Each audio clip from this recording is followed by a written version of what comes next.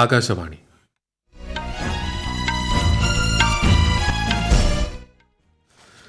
നമസ്കാരം. വാർത്തകൾ വായിക്കുന്നത് സുധിൻ സേനുദ്ദീൻ.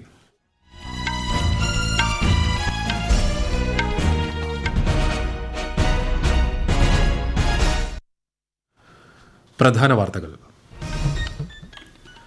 സ്വാശ്രയ ഇന്ത്യയുടെ കരുത്തിൽ വികസിത ഭാരതം കെട്ടിപ്പടുക്കുമെന്ന് പ്രധാനമന്ത്രി നരേന്ദ്രമോദി. വാരണാസിയിൽ 13,000 കോടി രൂപയുടെ വികസന പദ്ധതികൾക്ക് പ്രധാനമന്ത്രി തുടക്കം കുറിച്ചു. ഇലക്ട്രിക് വാഹനങ്ങളുടെ ചാർജിംഗിനായി പ്രത്യേക വൈദ്യുതി കണക്ഷൻ അനുവദിക്കുന്നതിനുള്ള സമയപരിധി കുറച്ച് കേന്ദ്ര സർക്കാർ. രാജ്യത്തെ വനിതകളുടെ ആരോഗ്യത്തിനും പോഷണത്തിനും കേന്ദ്ര സർക്കാർ മുൻഗണന നൽകുന്നതായി കേന്ദ്രമന്ത്രി സ്മൃതി ഇറാനി. കേരളത്തിൽ ചൂട് കൂടുന്നു. ജാഗ്രതാ നിർദ്ദേശം നൽകി സംസ്ഥാന ദുരന്ത നിവാരണ അതോറിറ്റി. സന്തോഷ് ട്രോഫി ഫുട്ബോളിൽ കേരളം ഗോവ മത്സരം അല്പസമയത്തിനകം. ഇന്ത്യ ഇംഗ്ലണ്ട് 4ാം ക്രിക്കറ്റ് ടെസ്റ്റ് ആദ്യ ഇന്നിംഗ്സിൽ 1ാം ദിവസം മത്സരം അവസാനിപ്പിക്കുമ്പോൾ ഇംഗ്ലണ്ട് 302 റൺസ് എന്ന നിലയിൽ. വാർത്തകൾ വിശദമായി. ഗുരു രവിദാസിന്റെ ജന്മവാർഷികത്തിന് ആശംസകൾ നേർന്ന രാഷ്ട്രപതി ദ്രൌപദി മുർമു.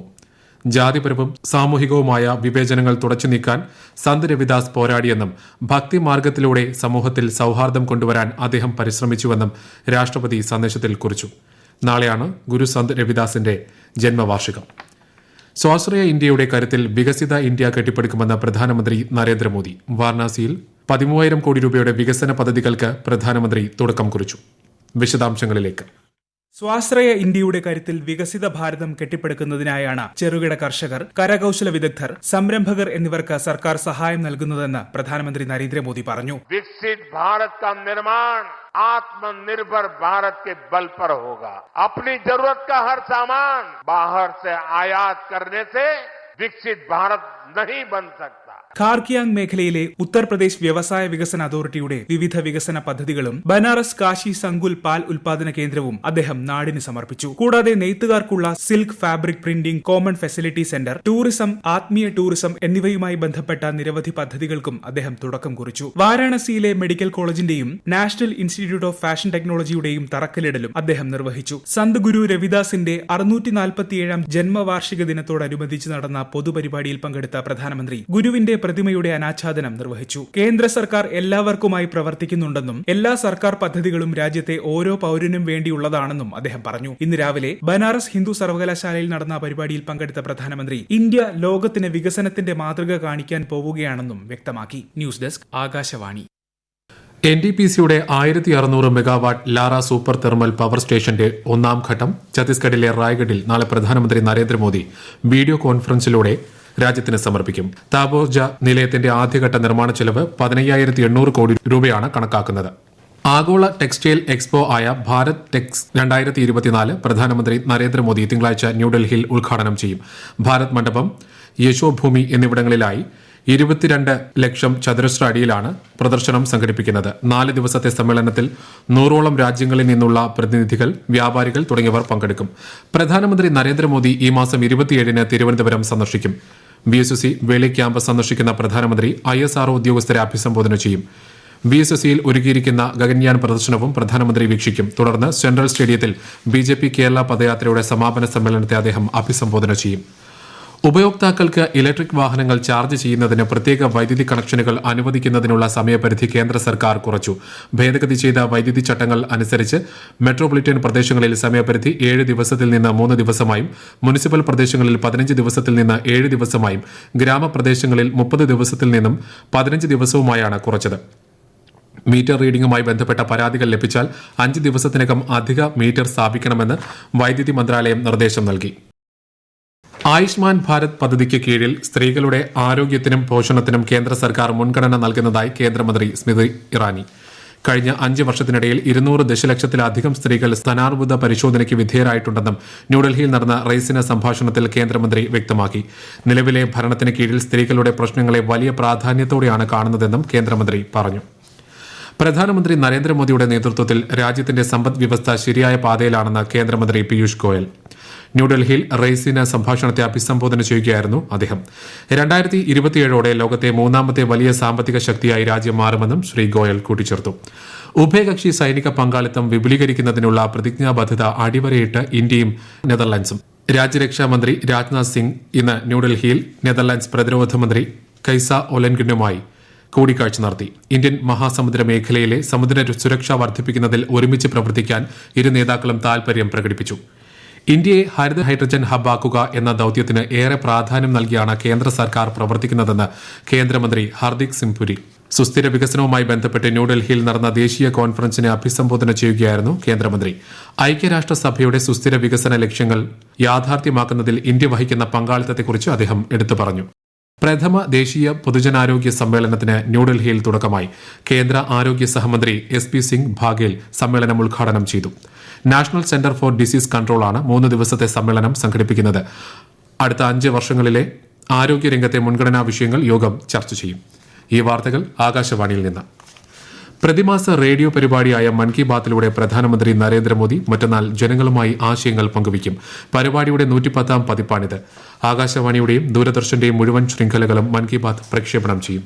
പൊതു തെരഞ്ഞെടുപ്പിനോടനുബന്ധിച്ച് സംസ്ഥാനത്തെ ലോക്സഭാ മണ്ഡലങ്ങളെക്കുറിച്ച് ആകാശവാണി തിരുവനന്തപുരം വാർത്താ വിഭാഗം തയ്യാറാക്കിയ പ്രത്യേക പരിപാടി ഭാരത് വികാസ് ഡയറി എല്ലാ ദിവസവും രാത്രി 8 മണിക്ക് പ്രക്ഷേപണം ചെയ്യുന്നതാണ്. കേരളത്തിൽ കനത്ത ചൂട് തുടരുന്ന സാഹചര്യത്തിൽ പൊതുജനങ്ങൾക്ക് ജാഗ്രതാ നിർദ്ദേശം നൽകി സംസ്ഥാന ദുരന്ത നിവാരണ അതോറിറ്റി. നാളെയും സാധാരണയേക്കാൾ 2 മുതൽ 4 ഡിഗ്രി സെൽഷ്യസ് വരെ താപനില ഉയരാൻ സാധ്യതയുണ്ടെന്ന് കേന്ദ്ര കാലാവസ്ഥാ വകുപ്പ് അറിയിച്ചു.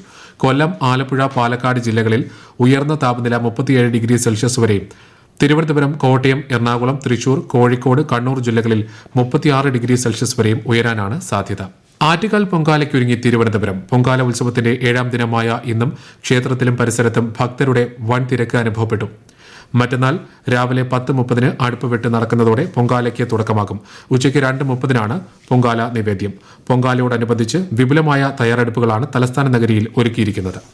കേരളത്തിലെ 23 തദ്ദേശ സ്വയംഭരണ വാർഡുകളിൽ നടന്ന ഉപതെരഞ്ഞെടുപ്പിൽ UDF 10 സീറ്റിലും LDF 9 സീറ്റിലും വിജയം നേടി. NDA 3 സീറ്റുകളിലും സ്വതന്ത്ര സ്ഥാനാർത്ഥി 1 സീറ്റിലും വിജയിച്ചു. അലിപൂരിൽ പെയിന്റ് ഫാക്ടറിയിലുണ്ടായ തീപിടുത്തത്തിൽ നിരവധി തൊഴിലാളികൾ മരിച്ച സംഭവത്തിൽ ഡൽഹി സർക്കാരിന് ദേശീയ മനുഷ്യാവകാശ കമ്മീഷന്റെ നോട്ടീസ്. അപകടം സംബന്ധിച്ച് സ്വമേധയാ അന്വേഷണം ആരംഭിച്ച കമ്മീഷൻ 6 ആഴ്ചയ്ക്ക് ഉള്ളിൽ റിപ്പോർട്ട് സമർപ്പിക്കാൻ ഡൽഹി ചീഫ് സെക്രട്ടറിക്കും പോലീസ് കമ്മീഷണർക്കും നിർദ്ദേശം നൽകി. പുരാരേഖ മേഖലയിലെ സഹകരണത്തിന് ഇന്ത്യയും ഒമാനും തമ്മിൽ ധാരണയായി. ന്യൂഡൽഹിയിലെ നാഷണൽ ആർക്കൈവ്സ് ഓഫ് ഇന്ത്യയുടെ പ്രതിനിധി സംഘം കഴിഞ്ഞ ദിവസങ്ങളിൽ ഒമാനിലെ national records and archives authority സന്ദർശിച്ചു. പുരാരേഖ മേഖലയിലെ ഉഭയകക്ഷി സഹകരണത്തിൽ പര്യവേക്ഷണം ലക്ഷ്യമിട്ട് നടന്ന സന്ദർശനത്തിൽ ഒമാനുമായി ബന്ധപ്പെട്ട തെരഞ്ഞെടുത്ത 70 രേഖകളുടെ പട്ടിക ഇന്ത്യൻ പ്രതിനിധി സംഘം കൈമാറി. തമിഴ്നാട്ടിലെ തെരഞ്ഞെടുപ്പ് ഒരുക്കങ്ങൾ അവലോകനം ചെയ്യുന്നതിനുള്ള തെരഞ്ഞെടുപ്പ് കമ്മീഷന്റെ ദ്വിദിന യോഗം ചെന്നൈയിൽ തുടങ്ങി. മുഖ്യ തെരഞ്ഞെടുപ്പ് കമ്മീഷണർ രാജീവ് കുമാർ, തെരഞ്ഞെടുപ്പ് കമ്മീഷണർമാരായ അരുൺ ഗോയൽ, അനൂപ് ചന്ദ്ര പാണ്ഡെ എന്നിവർ വിവിധ രാഷ്ട്രീയ പാർട്ടികളുടെ പ്രതിനിധികളുമായി കൂടിക്കാഴ്ച നടത്തി. നാളെ തമിഴ്നാട്, കർണാടക, കേരള സംസ്ഥാനങ്ങളിലെ മുഖ്യ തെരഞ്ഞെടുപ്പ് ഓഫീസറും മറ്റ് ഉദ്യോഗസ്ഥരും തെരഞ്ഞെടുപ്പ് മുന്നൊരുക്കങ്ങൾ സംബന്ധിച്ച വിശദീകരണങ്ങൾ കമ്മീഷന് നൽകും. ജയിലിൽ കഴിയവെ അന്തരിച്ച റഷ്യൻ പ്രതിപക്ഷ നേതാവ് അലക്സെയ് നവാൽനിയുടെ കുടുംബവുമായി അമേരിക്കൻ പ്രസിഡന്റ് ജോ ബൈഡൻ കൂടിക്കാഴ്ച നടത്തി. നവാൽനിയുടെ ഭാര്യ, മകൾ എന്നിവരെ സാൻ ഫ്രാൻസിസ്കോയിൽ കണ്ട് അനുശോചനം അറിയിച്ച ബൈഡൻ അദ്ദേഹം പ്രകടിപ്പിച്ച ധീരതയെ പ്രകീർത്തിച്ചു. അരുണാചൽ പ്രദേശിൽ നടക്കുന്ന സന്തോഷ് ട്രോഫി ഫുട്ബോളിൽ കേരളം ഗോവയെ നേരിടുന്നു. ആദ്യ മത്സരത്തിൽ അസമിനെ 1-3 ഗോളുകൾക്ക് കേരളം പരാജയപ്പെടുത്തിയിരുന്നു. ഇന്ന് നടന്ന ഗ്രൂപ്പ് എ മത്സരങ്ങളിൽ രാവിലെ സർവീസസ് മറുപടിയില്ലാത്ത 4 ഗോളുകൾക്ക് ആതിഥേയരായ അരുണാചൽ പ്രദേശിനെ തകർത്തു. തുടർച്ചയായ 2 ജയത്തോടെ സർവീസസ് അടുത്ത റൌണ്ട് സാധ്യത സജീവമാക്കി. ഉച്ചയ്ക്ക് നടന്ന 2ാമത്തെ മത്സരത്തിൽ ആസാം 2-1 മേഘാലയെ തോൽപ്പിച്ചു. ഇന്ത്യ ഇംഗ്ലണ്ട് 4ാം ക്രിക്കറ്റ് ടെസ്റ്റിൽ 1ാം ദിനം മത്സരം അവസാനിക്കുമ്പോൾ ഇംഗ്ലണ്ട് 7 വിക്കറ്റിന് 302 റൺസ് എന്ന നിലയിൽ. ജോ റൂട്ട് നേടിയ സെഞ്ചുറിയാണ് ബാറ്റിംഗ് തകർച്ചയിൽ നിന്നും ഇംഗ്ലണ്ടിനെ കരകയറ്റിയത്. വനിതാ പ്രീമിയർ ലീഗ് ക്രിക്കറ്റിന് തുടക്കമായി. ഇന്ന് നടക്കുന്ന ആദ്യ മത്സരത്തിൽ മുംബൈ ഇന്ത്യൻസ് ഡൽഹി ക്യാപിറ്റൽസിനെ നേരിടും. ബംഗളൂരുവിന്റെ ചിന്നസ്വാമി സ്റ്റേഡിയത്തിൽ രാത്രി 8 മണിക്കാണ് മത്സരം.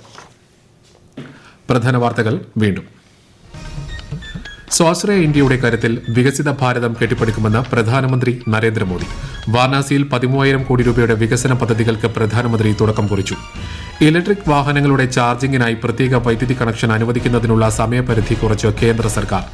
രാജ്യത്തെ വനിതകളുടെ ആരോഗ്യത്തിനും പോഷണത്തിനും കേന്ദ്ര സർക്കാർ മുൻഗണന നൽകുന്നതായി കേന്ദ്രമന്ത്രി സ്മൃതി ഇറാനി. കേരളത്തിൽ ചൂട് കൂടുന്നു. ജാഗ്രതാ നിർദ്ദേശം നൽകി സംസ്ഥാന ദുരന്ത നിവാരണ അതോറിറ്റി. സന്തോഷ് ട്രോഫി ഫുട്ബോളിൽ കേരളം ഗോവ മത്സരം പുരോഗമിക്കുന്നു. ഇന്ത്യ ഇംഗ്ലണ്ട് 4ാം ക്രിക്കറ്റ് ടെസ്റ്റ് ആദ്യ ഇന്നിംഗ്സിൽ 1ാം ദിവസം മത്സരം അവസാനിപ്പിക്കുമ്പോൾ ഇംഗ്ലണ്ട് 302 റൺസ് എന്ന നിലയിൽ. വാർത്തകൾ കഴിഞ്ഞു. അടുത്ത വാർത്താ പ്രക്ഷേപണം രാത്രി 8:35.